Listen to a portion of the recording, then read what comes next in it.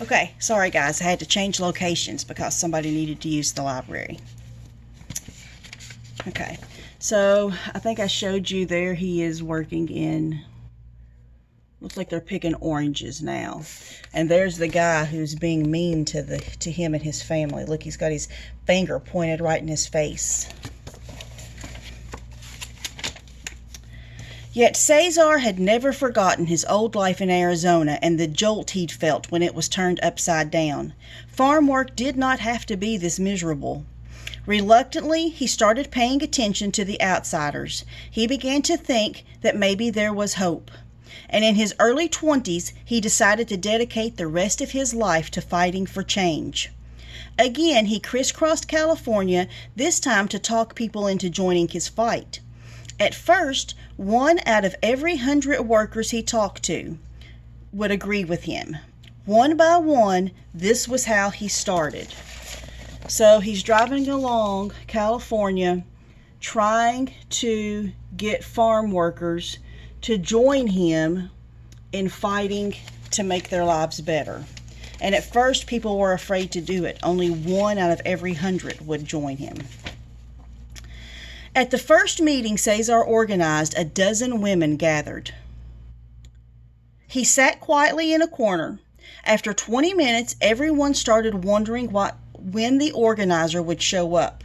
Cesar thought he might die of embarrassment. "Well, I am the organizer," he said, and forced himself to keep talking, hoping to inspire respect with his new suit and the mustache he was trying to grow. The women listened politely, and he was sure they did so out of pity. But despite his shyness, Cesar showed a knack for solving problems. People trusted him. With workers, he was endlessly patient and compassionate.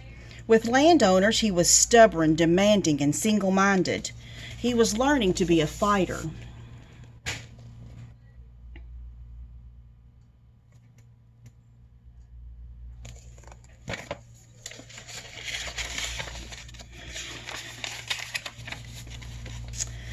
In a fight for justice, he told everyone truth was a better weapon than violence. Nonviolence, he says, takes more guts. It meant using imagination to find ways to overcome powerlessness. So what his mom said, using his mind and his mouth instead of fighting. More and more people listened. One night, 150 people poured into an abandoned theater in Fresno. At this first meeting of the National Farm Workers Association, Cesar unveiled its flag, a bold black eagle, the sacred bird of the Aztec Indians. La Causa, the cause, was born. So that symbol behind Cesar there, that is the symbol of the Hispanic, the migrant, the Workers Association. And there's all of the people finally ready to stand up and fight with him. It was time to rebel, and the place was Delano. Here in the heart of the lush San Joaquin Valley, brilliant green vineyards reached toward every horizon. Poorly paid workers hunched over grapevines for most of each year. Then, in 1965, the vineyard owners cut their pay even further, so they're making less money again. Cesar chose to fight just one of the 40 landowners, hopeful that others would get the message. As plump grapes drooped, thousands of workers walked off that company's field in a strike, or huelga. Grapes, when ripe, do not last long. So the man who owned that farm and the grapes, when all of the farm workers left, he lost all of his money. All of his grapes rotted. There was nobody there to pick them. The company fought back with everything from punches to bullets. Cesar refused to respond with violence. Violence would only hurt La Causa. Instead, he organized a march of more than 300 miles. He and his supporters would walk from Delano to the state capitol in Sacramento to ask for the government's help. So here's where they're going to march. They're saying they're not going to work anymore until they are treated fairly and paid properly. And they're going to walk 300 miles. Cesar and 67 others started out one morning. Their first obstacle was the Delano police force, 30 of whose members locked arms to prevent the group from crossing the street. After 3 hours of arguing in public, the chief of police backed down. Joyous marchers headed north under the sizzling sun. Their rallying cry was "Si se puedo," or "Yes, it can be done." The first night they reached Ducor. The marchers slept outside the tiny cabin of the only person who would welcome them. So there they are, standing up to the police, saying, "We just want to be treated fairly. We just want equal rights." Single file they continued, covering an average of 15 miles a day. They inched their way through the San Joaquin Valley, while the unharvested grapes in Delano turned white with mold. Cesar developed painful blisters right away. He and many others had blood seeping out of their shoes. The word spread. Along the way, farm workers offered food and drink as the marchers passed by. When the sun set, marchers lit candles and kept going. So there they all are, walking. There's Cesar looking at the blisters on his feet.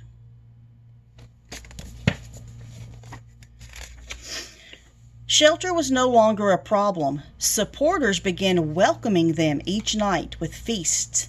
Every night was a rally. "Our pilgrimage is the match," one speaker shouted, "that will light our cause for all farm workers to see what is happening here." Another cried, "We seek our basic God-given rights as human beings. Viva la causa!" Eager supporters would keep the marchers up half the night talking about change. Every morning the line of marchers swelled and grew larger, Cesar always in the lead. So the longer that they marched, the more people that began supporting them, realizing they had not been treated fairly. On the 9th day, hundreds marched through Fresno. The long, peaceful march was a shock to people unaware of how California farm workers had to live. Now, students, public officials, religious leaders, and citizens from everywhere offered to help. For the grape company, the publicity was becoming unbearable. And on the vines, the grapes continued to rot. In Modesto, on the 15th day, an exhilarated crowd celebrated Cesar's 38th birthday. 2 days later, 5,000 people met the marchers in Stockton with flowers, guitars, and accordions.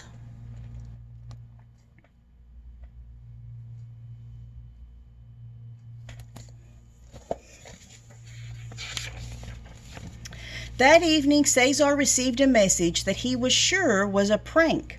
But in case it was true, he left the march and had someone drive him all through the night to a mansion in wealthy Beverly Hills. Officials from the grape company were waiting for him. They were ready to recognize the authority of the National Farm Workers Association, promising a contract with a raise and better conditions. Cesar rushed back to join the march. So the men who owned the farm that had the grapes that Cesar and his friends had left because the man wouldn't treat them right and pay them fairly, he's now agreed to treat them fairly.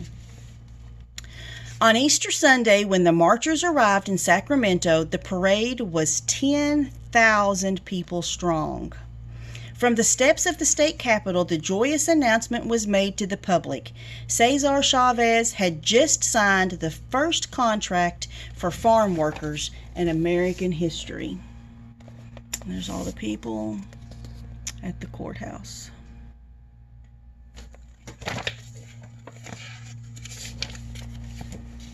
The parade erupted into a giant fiesta.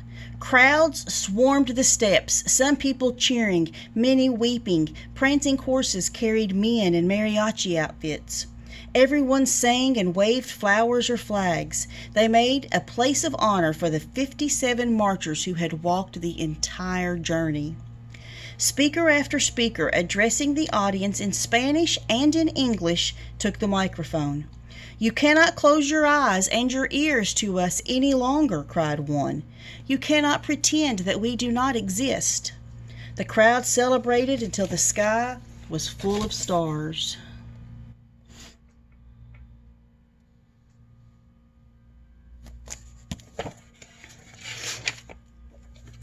The march had taken its toll. Cesar's leg was swollen and he was running a high fever. Gently, he reminded everyone that the battle was not over. It is well to remember there must be courage, but also that in victory there must be humility. Much more work lay ahead, but the victory was stunning. Some of the wealthiest people in the country had been forced to recognize some of the poorest as human beings. Cesar Chavez had won this fight without violence, and he would never be powerless again.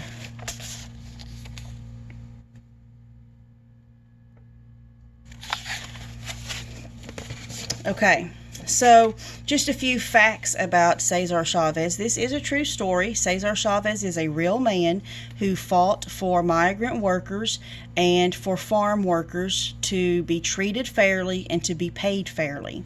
So it says that he was born in Yuma, Arizona. That's where their ranch was. Before he founded the National Farm Workers Association, the workers couldn't protect themselves. They just had to live however the landowners told them they had to live. They had the longest hours, the lowest wages, the harshest conditions. They died earlier than any other group, and they had no power of any other worker in America.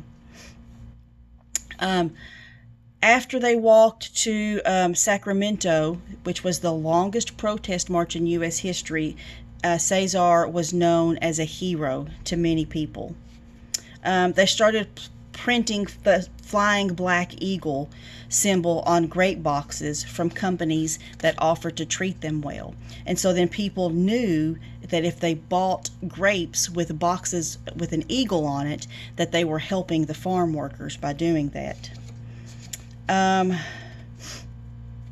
The largest grape growers in Delano, it took 5 years for Cesar to get them to agree to a contract.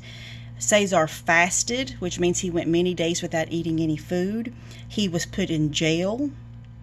And finally, after millions of grapes had rotted and those landowners had lost $25 million, they finally agreed to a contract that gave the migrant workers better wages, health insurance, and other safeguards that jobs should offer. 45 minutes after he signed that last grape contract, Cesar was out organizing a strike of lettuce workers, trying to get those farms to give better payment. It says that Dr. Martin Luther King was one of his heroes. He had 8 children with his wife, Helen. And in 1993, he was on a hunger strike for 36 days trying to get more rights for workers. And he never fully regained his strength, and he died in his sleep at the age of 66. So Cesar Chavez is an Hispanic hero that is often overlooked when we're talking about people who have done great things to change the world.